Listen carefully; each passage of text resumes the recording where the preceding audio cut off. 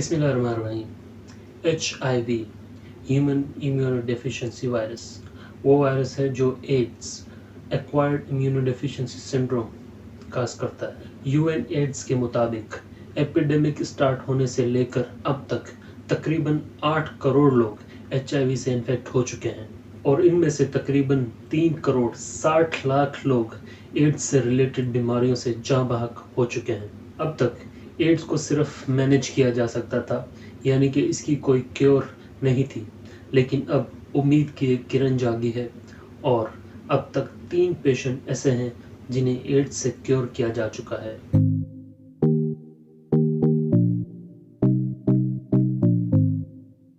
HIV का तरीका वारदात कुछ यूं है कि वो इंसान के कुव्वत मुदाफ़ियत के खलियात, जिन्हें CD4 सेल्स कहा जाता है, उनके एक रिसेप्टर जिसे CD4 रिसेप्टर कहते हैं से अटैच होकर सेल के अंदर दाखिल हो जाता है और वहीं अपनी कॉपीज़ बनाना शुरू कर देता है और वहीं मल्टीप्लाई होता रहता है और इतना मल्टीप्लाई होता है कि बाज़ औक़ात सेल को डिस्ट्रॉय करके उससे बस्ट आउट होकर बाहर निकलता है और इसकी कॉपीज़ जो बस्ट आउट होती हैं वो फिर जाकर नए खलियात को इन्फेक्ट करती हैं और इस तरह ये साइकिल चलती रहती है और इंसान का कुव्वत मुदाफ़ियत का निज़ाम ही तबाह होकर रह जाता है।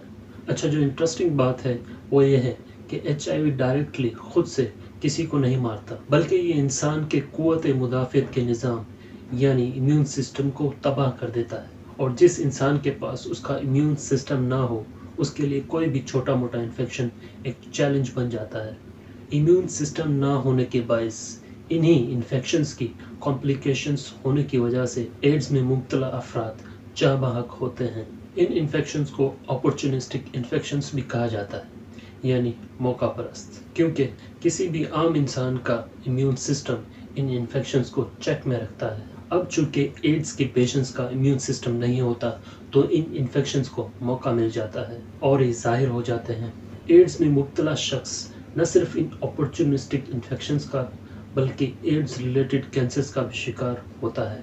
हैरत अंगेज़ तौर पर यूरोपियन डिसेंट के 1% लोगों में ऐसी जेनेटिक म्यूटेशंस हैं जो इन्हें वो रिसेप्टर ही नहीं बनाने देती जिसके ज़रिए HIV सेल के अंदर दाखिल होता है। मतलब basically they are immune to HIV, यानी HIV इन लोगों को इन्फेक्ट नहीं कर सकता। अब अगर हम इन लोगों का जो इफ़ेक्टिवली HIV से इम्यून है और इनका बोन मैरो लें और उन लोगों में ट्रांसफ़र कर दें जो HIV से इन्फेक्टेड हैं, तो वो भी इम्यून हो जाएंगे HIV से।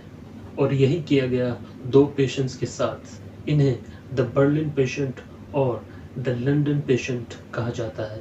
इन दोनों पेशेंट्स में जो चीज़ मुश्तरका थी वो ये थी कि ये दोनों HIV से इन्फेक्टेड होने के साथ साथ एक ब्लड कैंसर ल्यूकेमिया में भी मुब्तला थे। इसलिए पहले इन्हें बहुत ही दर्दनाक और ख़तरनाक ट्रीटमेंट से गुजारा गया, जिसमें इन्हें हाई इंटेंसिटी कीमो दी गई, जिससे इनका अपना इम्यून सिस्टम मुकम्मल तौर पर ख़त्म कर दिया गया और फिर इनमें HIV resistant bone marrow transplant किया गया, यानी इन्हें एक कम्प्लीटली ब्रांड न्यू कुव्वत मुदाफ़ियत का निज़ाम मिला जो ख़ुद तो HIV रेजिस्टेंट था ही, साथ ही उसने उन HIV इन्फेक्टेड खलियात का भी ख़ात्मा कर दिया जो कीमोथेरेपी से बच गए थे। इन 2 पेशेंट्स के अलावा एक और फीमेल पेशेंट भी हैं जिन्हें द न्यूयॉर्क पेशेंट कहा गया।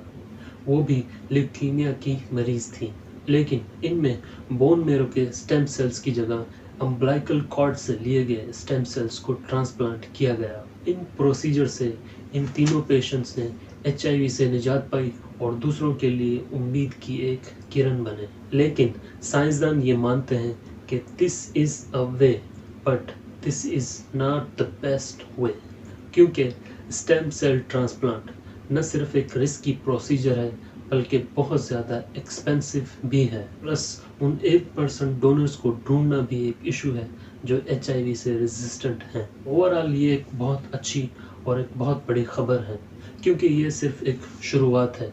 मुस्तकबिल में इन प्रोसीजर्स को ज़रा कम रिस्की, सस्ता और एक बड़े पैमाने पर मुतारिफ कराया जा सकता है। Let's hope for the best. Thank you for your time. Allah हाफिज़।